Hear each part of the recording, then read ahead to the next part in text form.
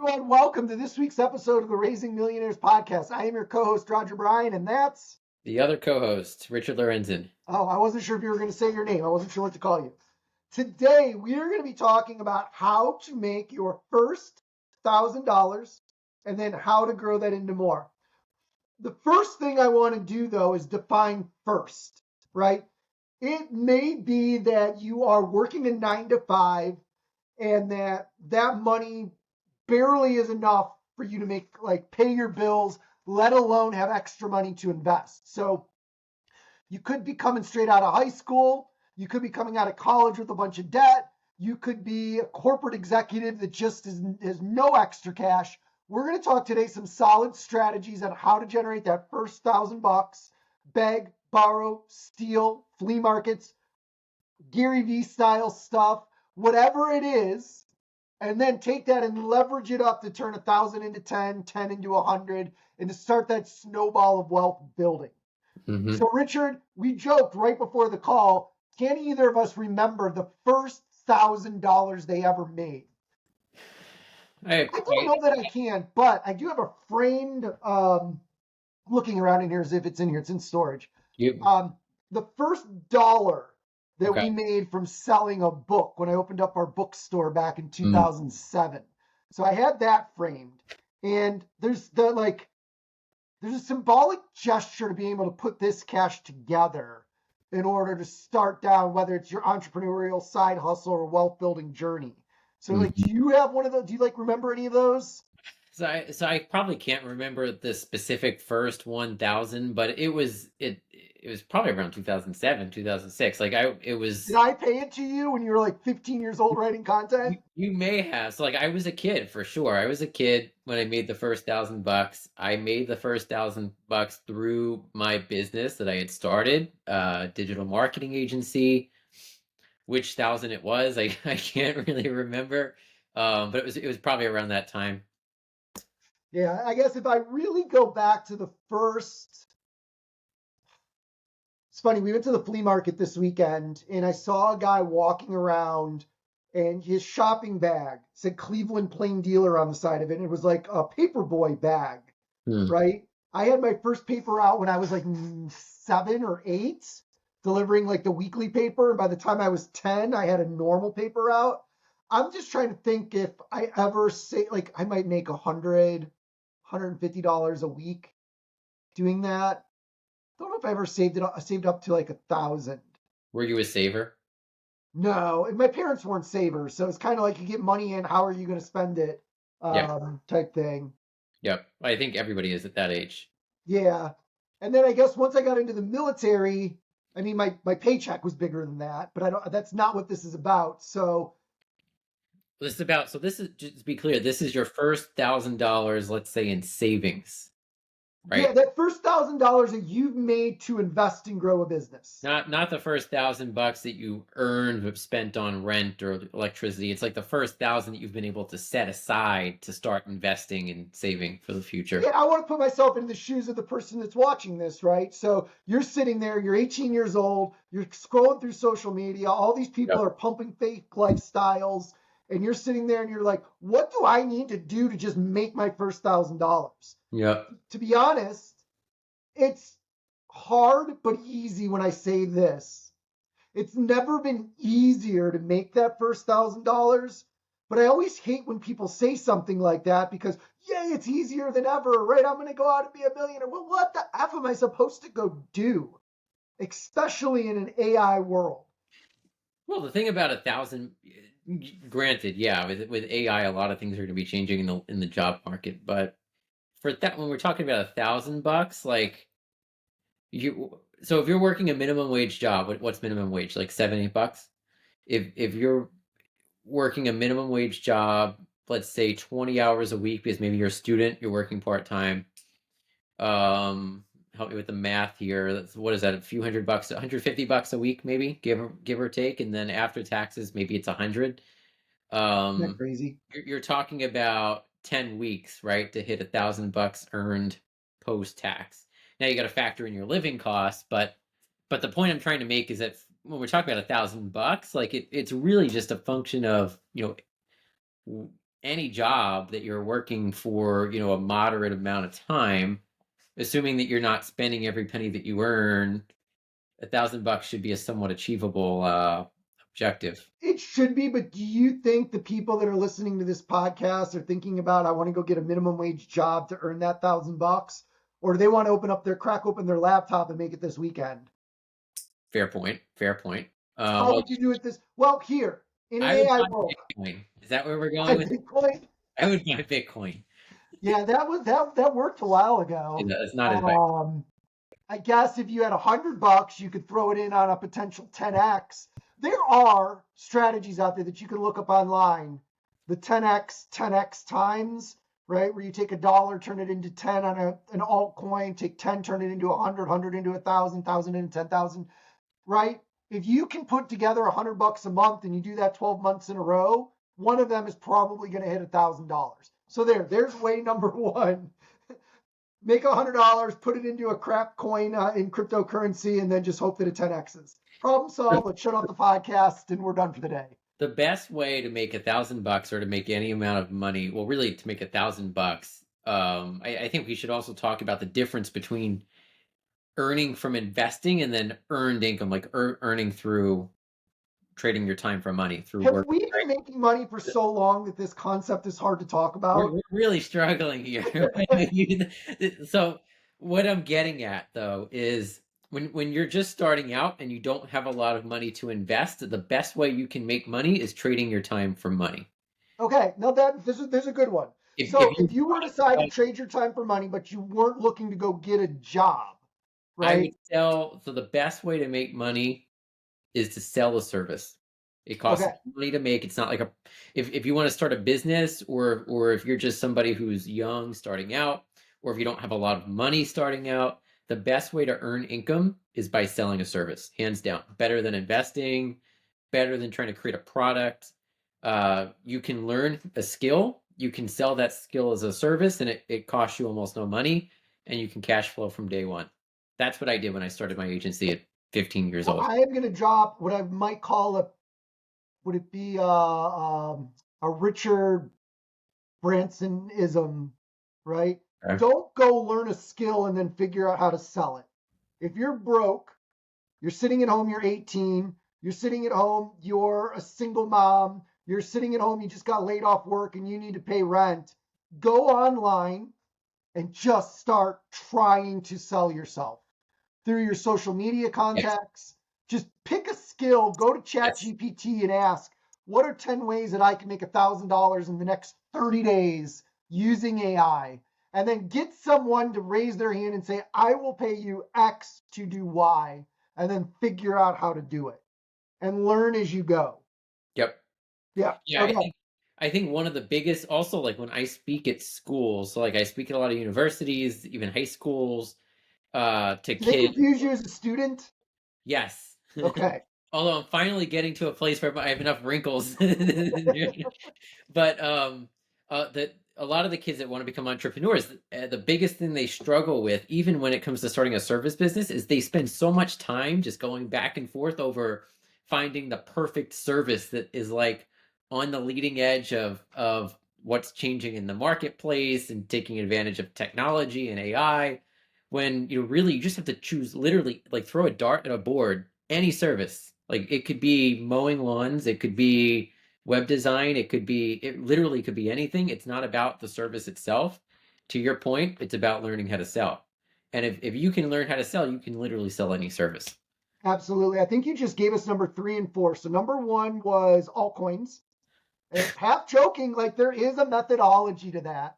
Yes. Number 2 was just go into your search on ChatGPT for AI things that you can sell, and then go into your network, if you're on social media, or text friends that have businesses and just beg, borrow, and steal until you get someone to raise their hand and say, I'll give you some money to go do this.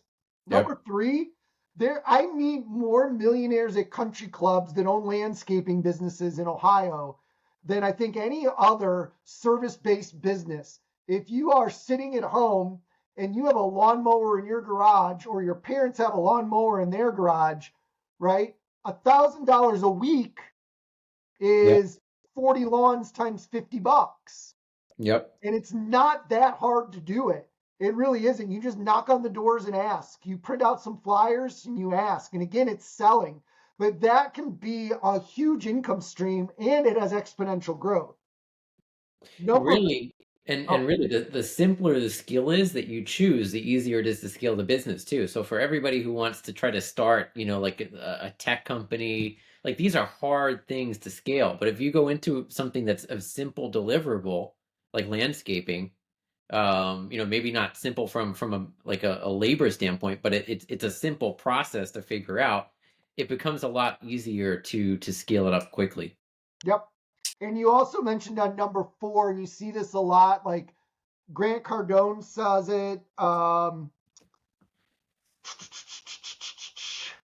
There's one other person. If I had to start over today with 0, right? What was the first thing that I would learn how to do? I would go sell. Ty Lopez. I can't believe I'm using either of their names. But if you can learn to sell, everyone has an offer out there. They're looking for people to sell, whether it's through affiliate, it's 0 cost deliverable products that you can sell and put into someone's ownership and take a percentage of it. And sometimes those percentages can be pretty big. Like Yeah. learning to sell is probably the strongest skill, but you also have to be an extrovert. Introverts have a little bit harder time doing that one-on-one. No matter what you do, you have to learn to sell. Yep. Easiest if you learn to sell a service. Other alternative you can consider is, if you make it even easier, is go work for another company that already has the deliverable for you to sell, and all you have to do is sell. You don't even have to worry about fulfillment and delivering the service. There are a ton of, you could go sell real estate. You can go sell, literally anything. Well, let's be careful now. Going to sell real estate isn't that simple. You have to get licensed. You have to get Okay, fair enough. bonded, So all that kind of stuff. maybe you want to look at another type of business that doesn't require licensing, but if you can walk into a business that already has the product and the infrastructure to deliver it, all you have to do is sell, and it's just a function of how many calls can you make per day and How many doors you can knock on? exactly. Like you can just a lot of people shy away from commission-based jobs, I think, but getting yourself into a job where you have unlimited earning potential, and it's just a function of learning how to sell, you can actually make a lot of money that way. No, So you can't. Commission-based selling is one of the best ways to earn good income. And there's typically a low barrier to entry because most of the organizations that employ those types of people are looking for the right hungry people right now. You don't necessarily need to have some stacked skill sets in order to have an opportunity in those jobs. yep. I don't know how, but I got into a conversation with Claire about commission, and it took me back, and this is like in the late 90s. I got a job. Do you remember Gateway Computers? Yeah. So I was selling suits at Robinson's May evenings while I was in the Marines, and a guy came in and wanted to buy like 8 suits, right? Which it was a commission position, like that was a home run. And I took him through the whole process, did all of the tailoring, and then I gave him a discount without him asking. He gave me his card, and he ran the local Gateway Computer store. So I went in, interviewed, got a job, and I was crushing it, right? Most people sold 1 or 2 computers a week. My first day, I sold 3, right? Because I knew computers. That's what I was doing in the military. It was just second nature for me. I got my first paycheck. It sucked. Got my second paycheck. It sucked. I got my third paycheck and I quit. And I quit in a fabulous fashion because how else would you quit? No exaggeration. Like 3 days later, I got my first commission check. So my paychecks were like $140 for 2 weeks because I didn't work that much. And I got like a $3,000 commission check. Computers. I didn't know there was a 30-day wait. So I blew up this great job. Now, 2 years later, Gateway Computers was gone. So it's not like I blew up a career path, but I was super impatient on that. But man, yeah, commission is a great way to go. I want to do number 5, Gary Vee style. But I want to do it through a personal story. This weekend, yesterday, Memorial Day and Labor Day in Hartville, Ohio, is the biggest flea market in like the northern part of the state of Ohio. So Claire, since starting 2nd grade, her friends all have American Girl dolls, right? Claire's never really been into it. She did her Barbies and all that kind of good stuff, but she wanted an American Girl doll. You go online, they're $150 new, right? Not a a big deal, but I don't know if she's going to be interested in this in 2 weeks. Why would I pay for $150 for one? Yeah. So then I go and I look online and you see them for anywhere from 50 to like 125 on Facebook Marketplace. So I'm like, I can probably get one at the Hartville Market for $25 to $50. All right. That's our mission. We're going there. We're going to get an American Girl doll. No exaggeration. We bought one for $3 and one for $5. Right. These were people that had them in bins with a bunch of other dolls that didn't know what they were. The next booth over would have the same doll standing up with the box behind it, selling it for $85. Right. Two people just in different spaces that don't know what they're doing. So Gary Vee is not wrong, right? I could take that $8 that we spent on Claire's dolls and turn it into at least $60 to $80 probably by this weekend. Claire would be a little upset, and the fashion show she did last night was so cute. There's no way I would do that. But there are things like that. You don't have to go in and find the expert sellers and try to buy off margin. You just have to go into the masses and find the people that don't know what they have, buy and resell. Yeah. I bet you I could go every weekend and find one or two of those and make an extra 50 to $100 a week off of just American Girl dolls. Yep. And Gary Vee, there's videos all over social media of doing those, right? Yeah, so he has a whole program around like on his social, going to yard sales and flipping stuff that he buys. My problem with that is that every time I buy something to resell, I keep it. So it just doesn't really work too well for me. But that is another way, right? You have $50 in your pocket, go spend it, and then get them up on Facebook Marketplace the same day, and you can actually make sales later in the day. And that's something that it doesn't really require learning a technical skill that you can sell, right? And it also really doesn't really require sales skills either, because you're uploading something to what, eBay, and people bid on it. I would go Facebook Marketplace over eBay. eBay is a disaster these days, but that's a whole other conversation. But it wouldn't require the same kind of sales skills as like getting on a sales call with potential customer and selling them like a landscaping service or web service or something like that. No, exactly. And if you find something, a niche specific that you understand better than most, like knowing that if you lift the hair up on the back of the doll, there's an imprint on the neck that says American Girl, and that all of a sudden makes it worth 10 times more than what people are selling them for, it's a home run. That was 5 solid ways to go out and earn your first $1,000. Now, if you have $1,000, how are you turning it into more? Well, if you're doing strategy number 1 with altcoins, you're going $10 to $100 to $1,000 to $10,000 or zero. We're not recommending that as a strategy, but we have to put it out there because there's plenty of people listening to this that is their strategy, and it works just often enough, like half of 1%, that people actually think that it's legitimate. But what are some other real ways, now that you've earned that $1,000, to now turn it into $10,000? So here's my opinion on it.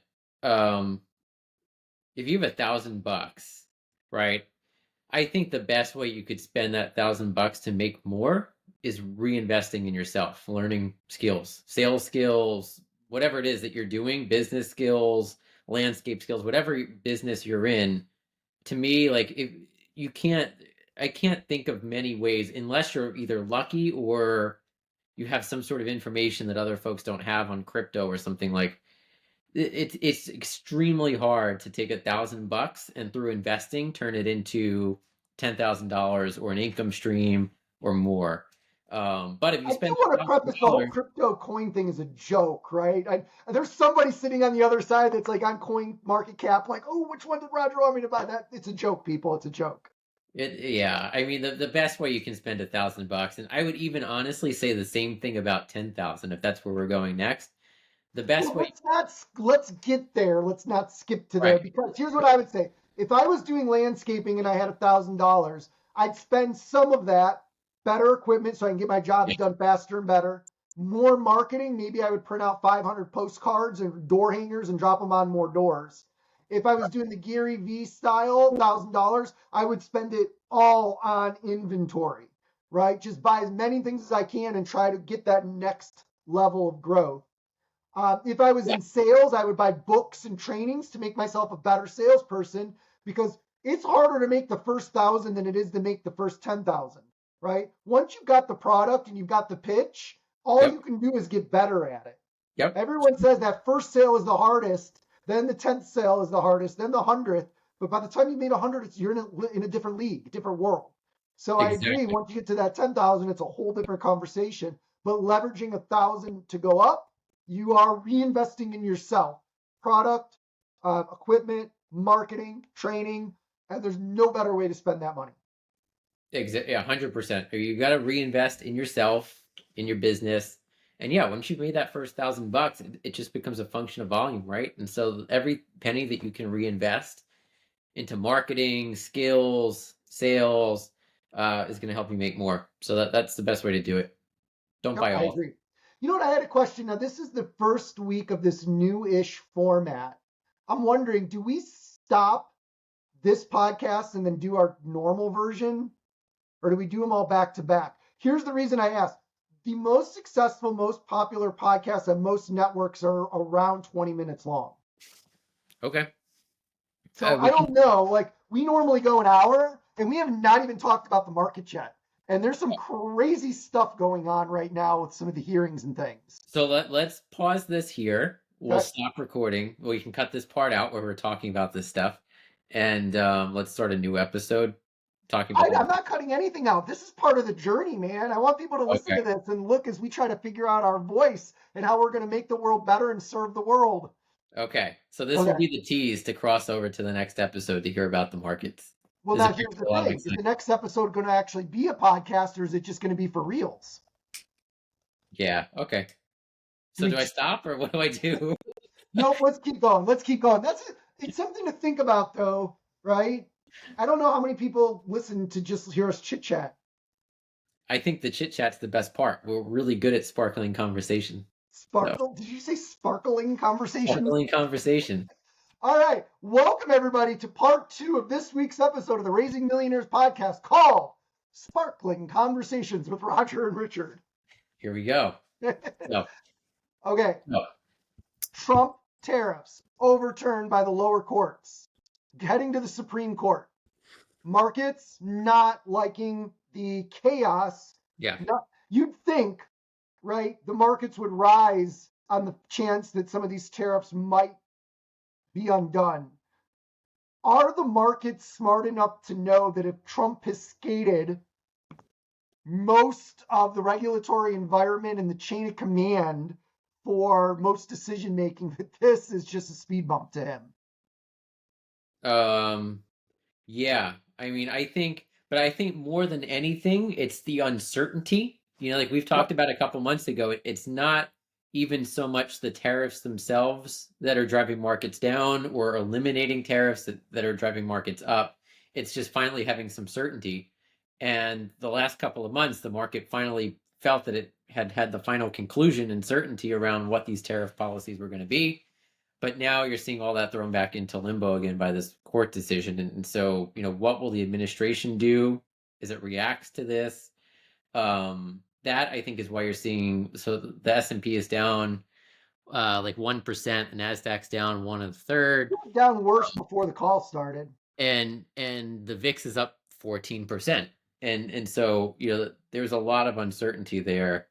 And to have this happening right before the Fed meeting, which is in about 2 weeks, week and a half. I think that's why you're seeing, the markets kind of down today. The funniest thing that I heard as it relates to this new tariff, I'm not going to call it let's call it a ruling, was they were talking about on CNBC how retailers are going to roll their prices back if the tariffs don't actually take full effect. I thought that was the funniest thing I had heard all day because historically speaking, yeah, you never roll your prices back. Once they're in market, you only go forward, Yeah, right? prices are not coming down. Yeah, unless you're at a competitive disadvantage and you're lowering your prices to become competitive. But if you've already got a price in market and you're getting the sales that you want, right, you don't lower your prices because your cost of goods change. I just thought that was funny. Yep. Yeah, manufacturing activity is down for the 6th straight month. We saw that number come out this morning. there's just a lot of things that are pushing the market, and then you've got the budget, shutdown, potential for a shutdown. That whole legislative thing is going to be coming up soon. So there's just a lot going on that's pushing the markets down, and none of it's positive. I we've talked about this before. I always struggle to find the positive aspects of this market other than the AI driven element of it as a new expansive industry. But other than that, there's just so much data that makes me nervous about the direction the market's going. Um, just throwing more chaos into the mix. Right, treasury yields, long-term treasury yields are going up. That's generally not even with the prospect of likely a short-term rate cut coming in 2 weeks from the Fed. Um, long-term yields are up right now, so that's usually not a sign of confidence. Um, I don't know. It's interesting. One fun fact though about long-term rates is, so I have a mortgage that's at 7% because we recently bought a house when rates were high. We've been waiting to refinance that mortgage because who wants a mortgage at 7%? So we kind of check in on it every 2 or 3 months with like our banker, and we heard from him last week, and they offered us a rate around about 6.5, which is the lowest that we've seen so far. So there is a little bit, I don't know if you call it significant or not, but there is a little bit, at least looking at the longer term picture, there's starting to be a little bit of a, contraction in like some of these longer term rates. I Not think you big. need to dip into the fives to say that there's been enough movement there. It's hard though because mortgage rates don't tend to move by full percentage points in a short period of time unless there's a major economic calamity happening.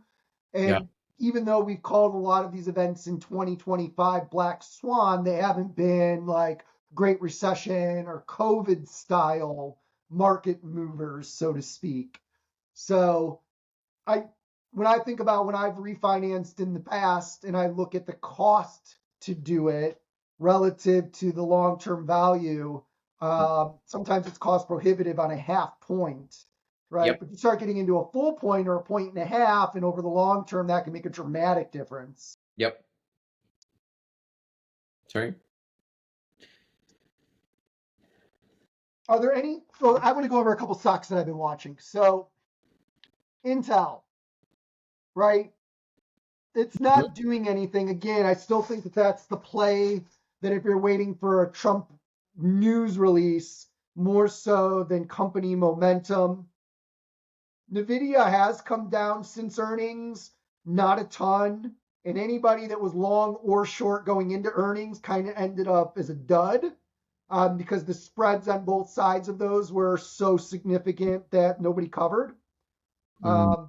Circle, oh man, I know. Shoot.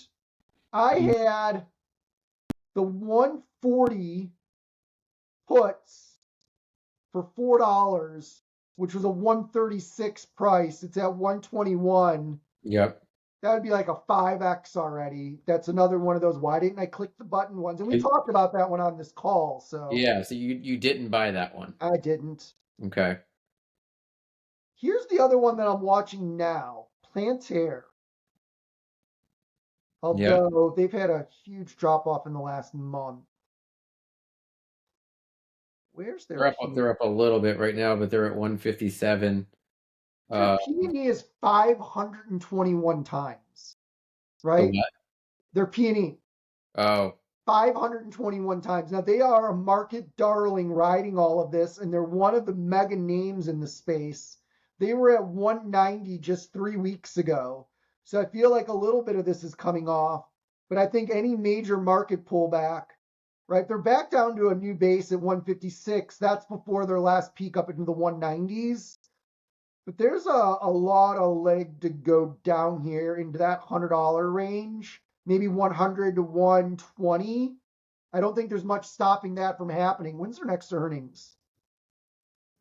Not till November. Ugh. November. I mean, if they were to pull back to the 120s, 130s, I'd be a buyer of the stock at that level.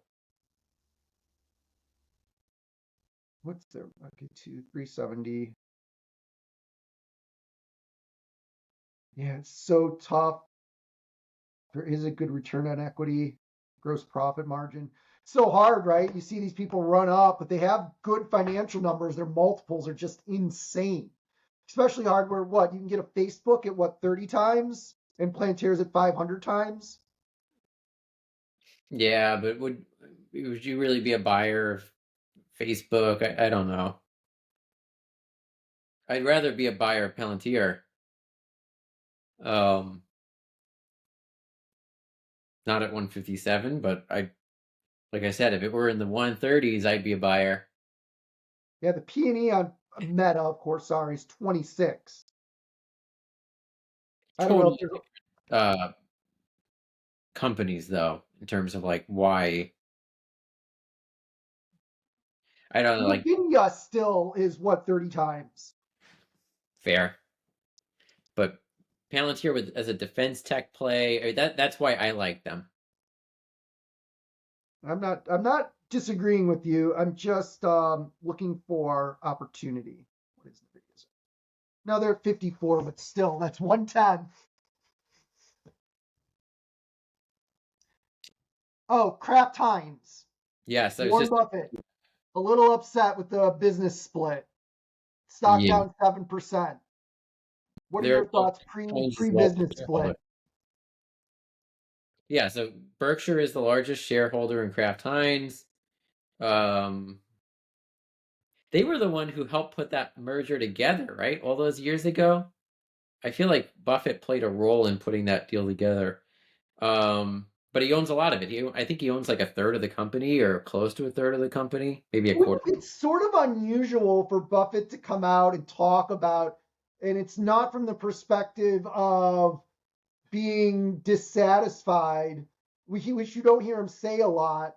But like to be that big of an owner and for something like that to happen without him wanting it to, Yep. kind of interesting. It's interesting if he owns 30% of the company too. Like for Yeah, anybody who owns 30% of the company, it's interesting for some. anything above 10%, that's usually enough to sway unless you've got a huge family holding, which I don't think exists in Kraft.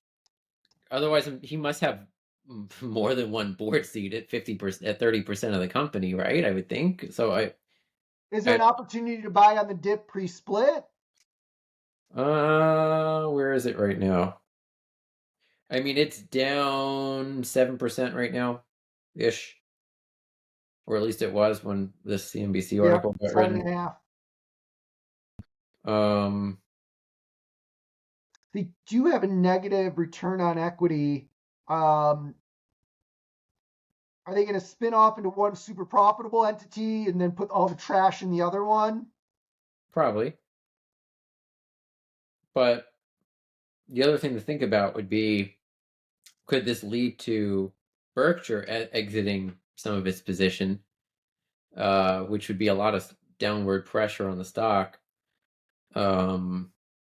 Kraft Heinz is down about 70% from the price where the merger took place in 2015. Oh yeah. I mean, it's a terrible investment, I guess, for Berkshire too.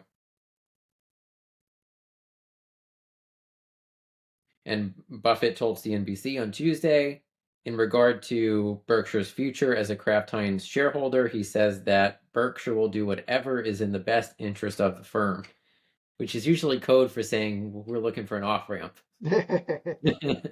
So I don't know. Like you have to think through like if Berkshire exits, you know, how would that impact what position you'd want to take on the stock?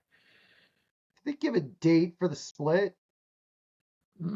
I don't see a date here. Let's see. Is this going to be one of Buffett's biggest investment blunders? I mean, everybody Hmm. has bad investments. I know more so than most. And I don't make a fraction of a fraction of a fraction of a fraction of the number of investments that Buffett has made in his career.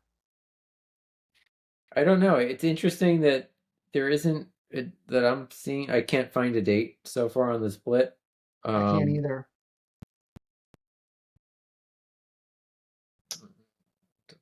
it also do you know the split itself? What kind of split is it? What's the ratio? No, they were talking about it on CNBC earlier, but I was not clear on what's being put into each bucket.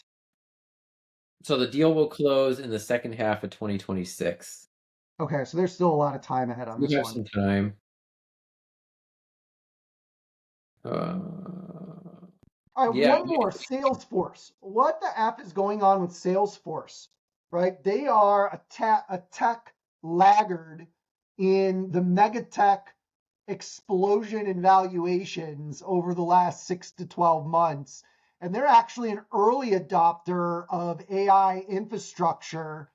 And have put a lot of marketing dollars behind their AI plays, yet it has not proven to work out well for Benioff and team.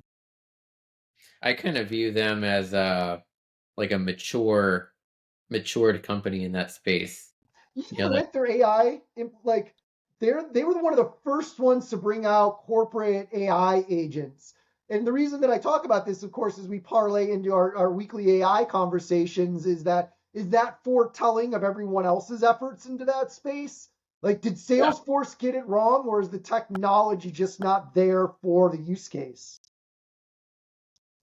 I don't know. That I don't know. But I know that and we work with a lot of lower middle market companies, and I know Salesforce tends is more of like a larger enterprise kind of clientele, but I usually hear about more clients who are migrating away from Salesforce to one of the newer, more innovative, or even like a HubSpot, but usually like the more challenger, innovative brands, rather than companies upgrading from something else to Salesforce. Uh, so that's kind of why I say like they seem like one of the more matures. I don't think people view them as like the cutting edge innovator in the Interesting. CRM space, but I could be wrong. I definitely think that in the SMB space, even the mid market space, that I think about my entire career and 700 plus clients that I've worked with. I've probably run into Salesforce less than a dozen times. Yeah, and it's usually the companies who are using them. I feel like tend to be the more mature companies as well, Yeah, like less innovative. Like we don't have a lot of young rising star fintech companies using Salesforce. Some investment banks that have been around for 50 years, sure, but not really a lot of the younger innovative players. So that makes it I don't hard know. to despise Salesforce. The only thing worse than that was Microsoft Dynamics, which I've heard has gotten a major facelift over the last decade, but I'm still probably never going to touch it again. Mm. On the AI side of things, man, so there is a on Reddit, if you're paying attention to the vibe coding space, the AI coding space, there's constant conversations again about Claude code, Mm. Lovable, Base 44, and there's a ton of other players in the space. They're all still running into the same fundamental problems. And I think that there's a huge, let's position this as what is the biggest opportunity in AI coding, vibe coding right now that entrepreneurs should try to capitalize on? Hmm. If you are a developer or run a development company and were to roll out a product called the last 10%, right? Or the vibe coding finish line.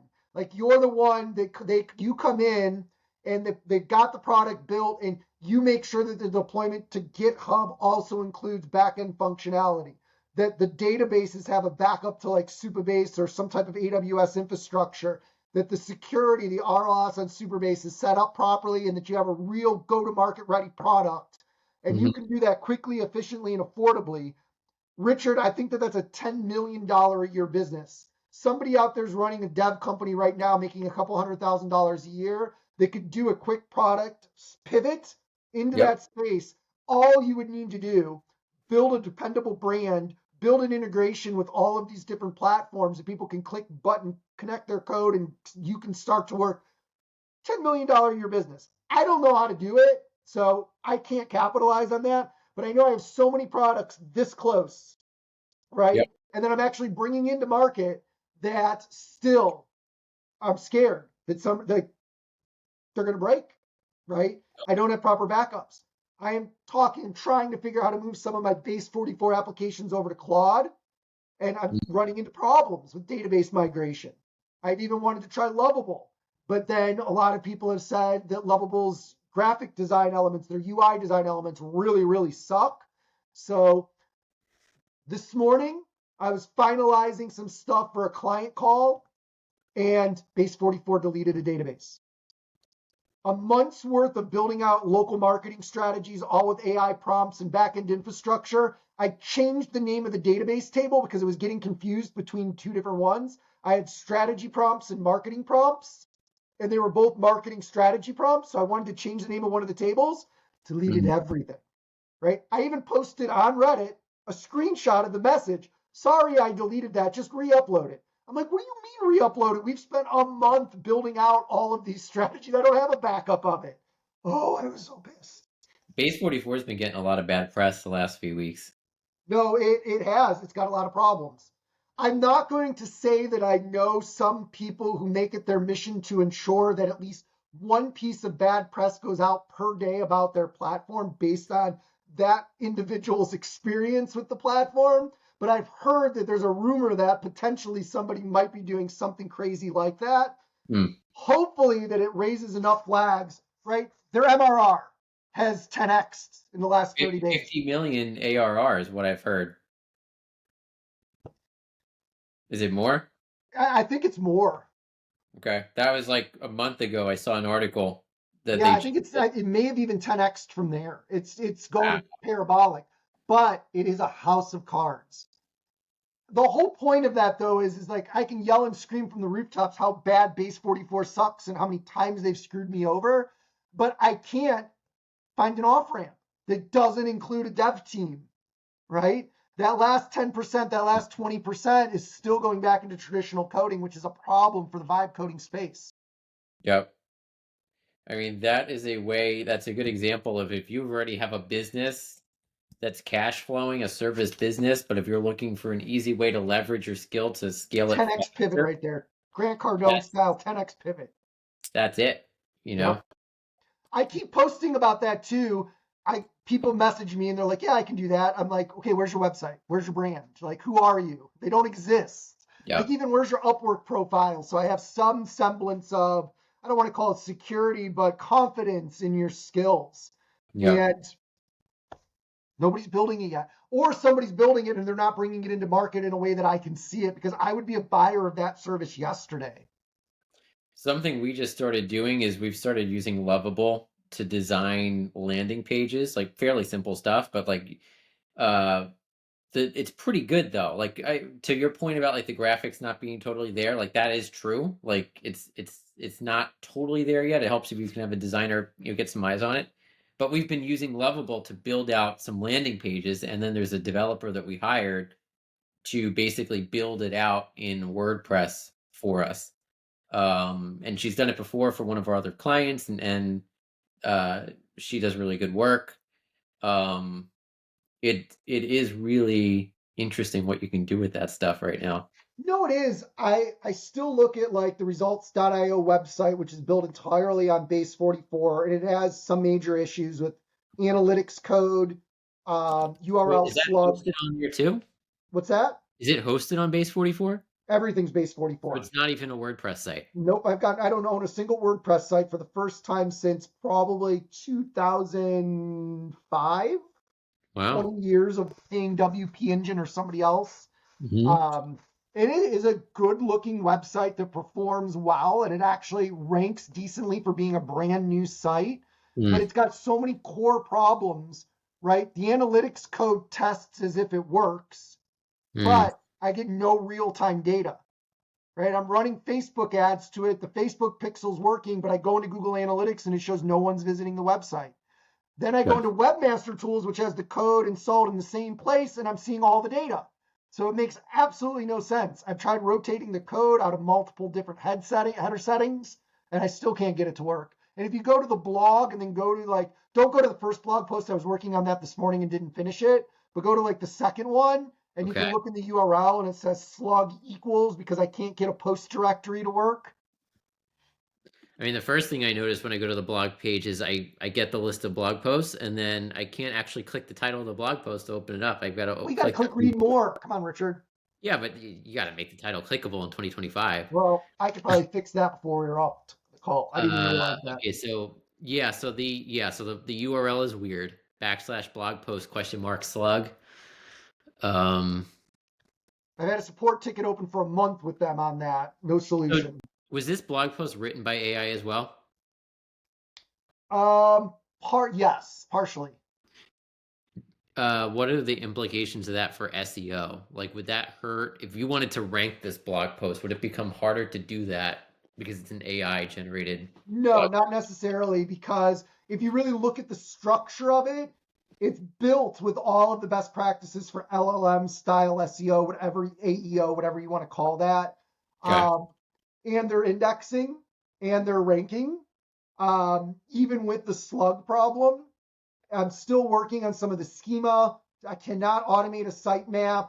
You have to manually update it, right? So while I do think that base 44 or vibe coding is good for landing pages, the idea that I could build out a CMS that replaces WordPress might have been a little premature.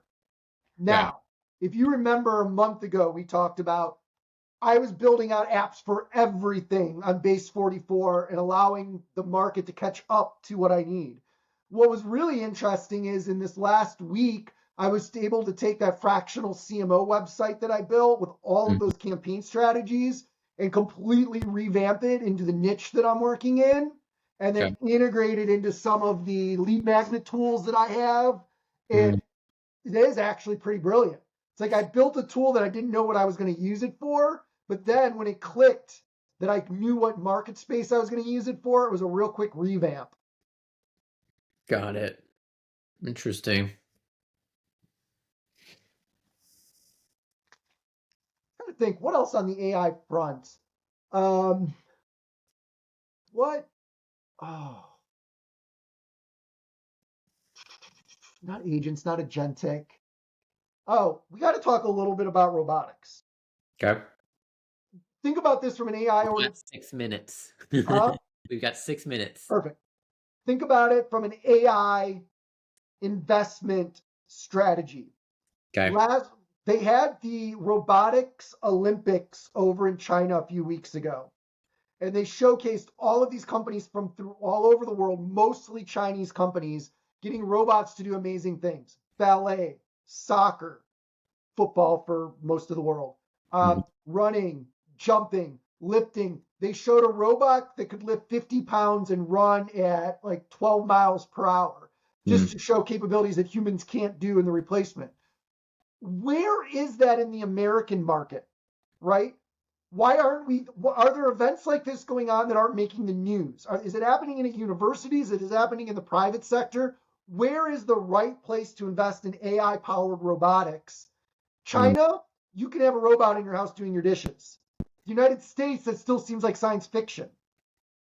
Well, I know that like in places like New York City and in San Fran as well, I'm sure, but I'm less aware. There are a lot of events like every day. Like one of my buddies was at a crypto like conference networking thing last night in New York City, and like these things are happening every single day, whether it's AI, robotics, blockchain. There are lots of events for people who are in the industry. Like people are coming together, but it hasn't gone mainstream maybe in the way that it's gone in like China, where people are actually adopting it and using it in their home. It's still more of an insular kind of community of just Then where's the investment opportunity based on that, right? If we are laggards on that, are we all going to end up with Chinese robots in our house? Do you mean where's the investment from like American VCs? No, like you and I sitting here today with capital to invest, where are we investing that money to take advantage of this U.S. lagging of a greater part of the world in the AI robotics space, right? Is the U.S. going to catch up, or literally are we going to have to invest in Chinese companies and buy Chinese robots? That's how they take over America. They put Chinese robots in each house and then they kill us all. Yeah, yeah. I mean, that it kind of goes back to what we talked about a few weeks ago with there being that kind of lack of investment opportunities right now, especially in public markets, in things like AI and emerging tech. Like there's not a lot of um, unless you're an accredited investor and you're networked in the circles where you would even get access to like these deals. Um, there's nothing to it would be really hard for you to get exposure to some of these new emerging cutting edge AI companies. And that goes for companies here in the US as well as companies in China.